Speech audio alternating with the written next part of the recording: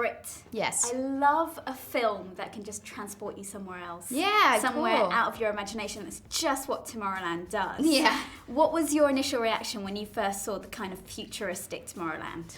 Well, I always had a taste of it while we were shooting. I would get a little bit of it here and there, but I never understood the scope of how glorious and adventurous and fun and beautiful and overwhelming the city is. So now seeing the movie, it's mind-blowing. I mean, it must be a dream in itself to be acting alongside George Clooney and Hugh Laurie. I know. Matter. Like, two of the biggest Hollywood stars. Yeah, yesterday I had an interview and I was in between the two of them and I was just like, this is so cool. This is so cool. Did you dream of that when you were younger, though? Because, I mean, I'm not an actress, but hey, Yeah. I dream about it. Yeah, right, exactly. Not that specific, No. not like Hugh Laurie and George Clooney, perfect, because that would be dead on and kind of hilarious. But I always, I dreamt of working with people like them, people of their magnitude and status. So, yeah, absolutely a dream come true.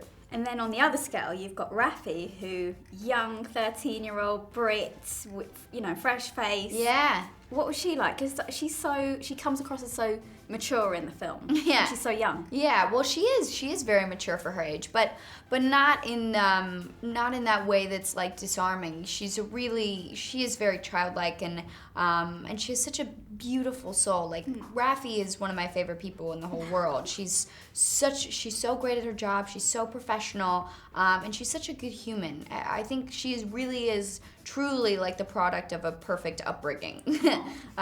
She's a good one. She's a good egg.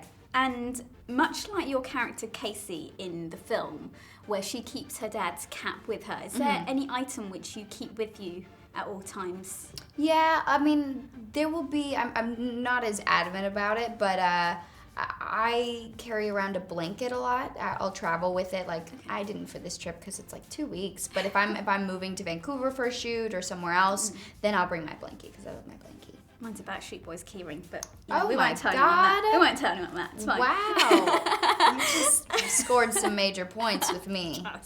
You got to see the past, the present, and the future in this film. If you could pick, which era would you like to be in? Present. I just need to live right now, one step at a time, and I'll take steps to, improve the future, little tiny things that I can do. But I don't want to mess up my present with the past. I don't want to change anything, and I'm afraid of seeing the future or knowing the future. Well, I was going to say, when you look ahead, what kind of future do you see? Is it something similar to what we see in Tomorrowland? Well, now I'm trying to look at the future as like a positive place to live, and it's not going to be taken over by aliens, or there won't be a post-apocalyptic war. But because those were my fears prior to this movie, so I'm hoping that it's very similar to this. There's some extreme fears to have. I know, it's so bizarre and weird.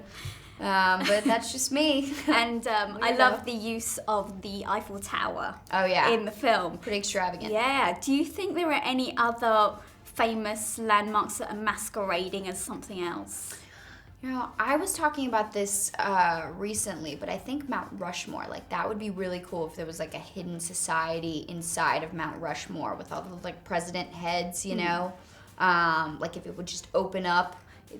I don't know. I'm not creative enough. I'm trying to like come up with some cool Eiffel Tower scenario. It's kind of like Richie Rich, that would be, wouldn't it? Yeah, exactly.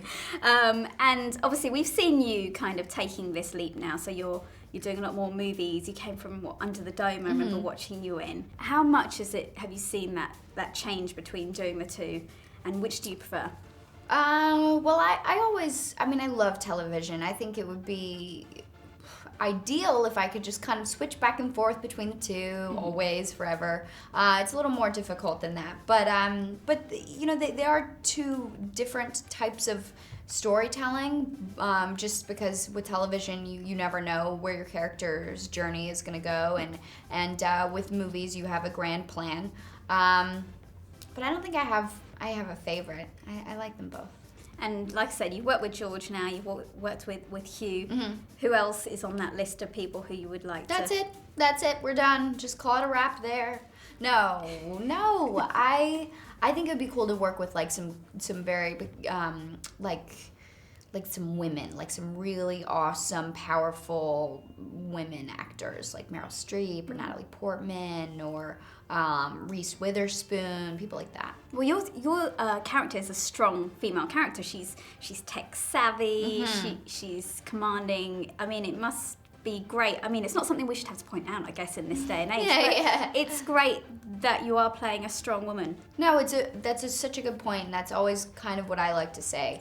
It's sad that we have to point those things out, like, okay, yeah, women can do anything, really, if you just give them a part to do it.